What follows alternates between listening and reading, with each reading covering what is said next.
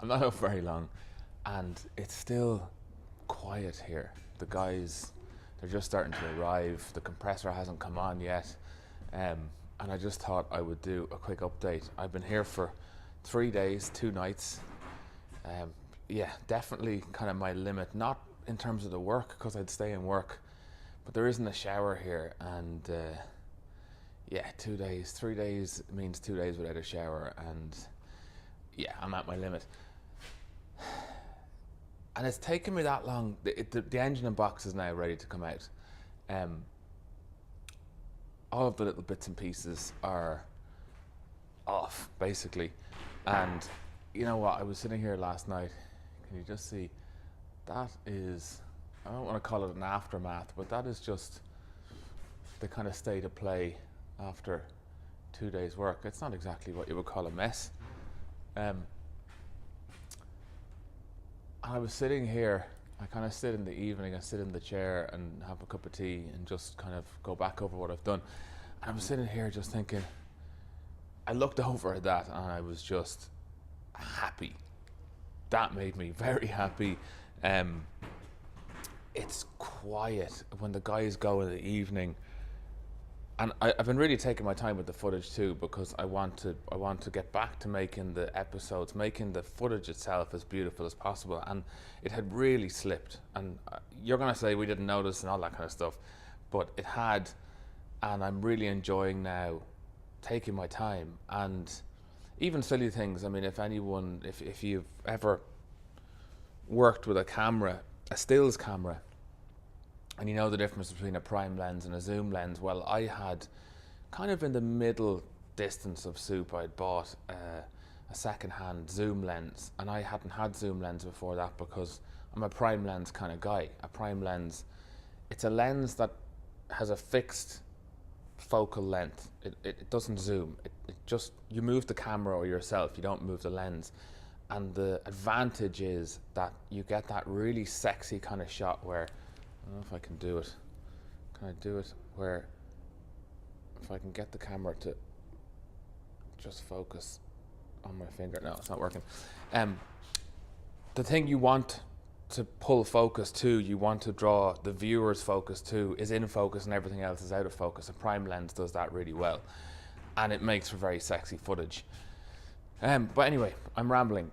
I've gotten back to taking my time to change lenses. The disadvantage is that with prime lenses, you've only got one focal length, and there's only so close the camera can get to something or how far away, so you have to change the lens sometimes. And in the rush that Soup became, trying to make these 30-minute, 40-minute episodes and pack lots of stuff in and get the thing done, get enough done, that all fell off. You know, I was using the zoom lens the whole time, which isn't as sexy, it doesn't get as nice footage. It's easier to use, but it just was, it was taking something away. So I'm just really, really enjoying having my time here, taking my time, slowing things down. And today, this morning, there's an earth strap, I think, left running between the box, the sump and the, you're not going to be able to see it. It's in there. And that has to come off, and I think that's it. Then it's just engine mounts and the gearbox mounts. The hoist is there ready to go. That's a hoist I bought maybe 12 years ago to do an engine job on the yellow Range Rover. And I was very excited about buying it, and look at it, it's all covered in plastic, because I thought by now I would have built my dream garage and I'd have this perfect hoist to use in the garage. So I covered it in plastic from the start, which is kind of like it's sitting in your sofa with the plastic still on it. Anyway, what did I want to say? Yeah, profound sense of joy just looking at the spanners strewn across the floor, and you know, a very nice thing to work on. So I'm doing a day's work today and then I'm being picked up. It is well worth it if you've got a space that you can throw a tent in your garage, or if your garage is far away. I know some of you do have, you know, places a bit further away from home. and you're probably doing this already, and if you are, you should have told me. And if you're not, it's definitely worth it. Do you know, I've never said this, but Gar, who owns this business here, Delta Auto Body, and has this unit, he offered me this space 8 months ago, 10 months ago, and I said no, because I've commuted to Dublin in my younger days. At the start of my career, I commuted for 4 or 5 years, and I swore I'd never do it again, because it's a terrible waste of time. So I couldn't see the angle on this when he offered to me the first time. I just flat out said no, I can't commute again. And I only wish that I had have kind of realised that I could possibly sleep here and be happy about it. But it's funny how time and circumstance changes your mind. I'm having my morning tea. So that's it. Bit of a rambly one. I feel like there's loads of things I could tell you. I just can't think of them right now because my brain hasn't quite gotten into second gear yet. Finally, this, by the way, is coming into its own. This is for Series 1, but a lot of the stuff is the same. And I was just checking with the linkage, because there's bits of linkage that were just a little bit rusty and difficult to figure out. But it's all cool. Nothing untoward. There's a bolt missing out of one of the brake rotors in the back. A lot of stuff was quite loose, which is a definite plus, but not if I had been driving the car. And I'm really glad, by the way, that I never tried to start it, because there was lots of stuff like this is a piece of, got the lights out of the way.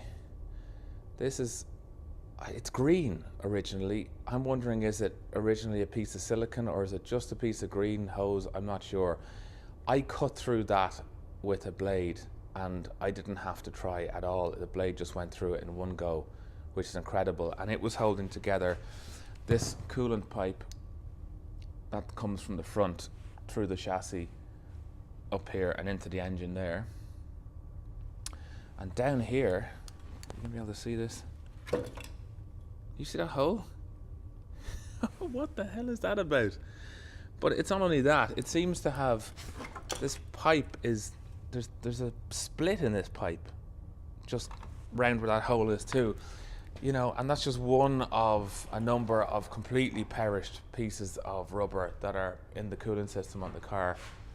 It would have just, I'm sure nothing bad would have happened, but it would have shat itself basically if I tried to start it, or if it had been running for anything more than a couple of minutes. So that's it. I did get distracted yesterday. The guys next door, one of them has bought a Scirocco, Volkswagen Scirocco Mark II. It's a GTX, and he bought it for like €700. And there's one localized piece of rust on a front wing. Outwardly though, there's no rust. They say the sills need work, but over the course of a couple of hours yesterday, he got it running. And it was definitely one of those kind of sales, I think, where it was sold and sold cheap, because the person who had it thought this thing isn't going to get running cheaply. But I got very distracted by that, because there's nothing like starting up a car that has just it. You know, this thing definitely looks like it was pulled out of a ditch. Anyway, that was my distraction yesterday. This is my distraction this morning. I will see you in a day or 2 or 3 for a new episode. Hello to all the new patrons. It is great to have you on board, by the way. The last episode did really well. I think YouTube finally recommended an episode of Soup, or maybe multiple episodes of Soup. Actually, I'd love to hear. If you're new and you got here, how did you get here? Because the last episode's gone over 7,000 views, and there have been nearly 500, certainly 400 new subscribers in like 6 or 7 days, which is incredible. It took Jalopnik the last time to have anything like those kind of numbers. So hopefully I can keep the momentum on that. It's definitely stopped this morning. It was powering on until last night, and this morning it seems to have like petered out now. So anyway, that's it. Way too long. Something I forgot. Yeah, I found this yesterday. I won't be showing this to YouTube because they just wouldn't understand. But check this out.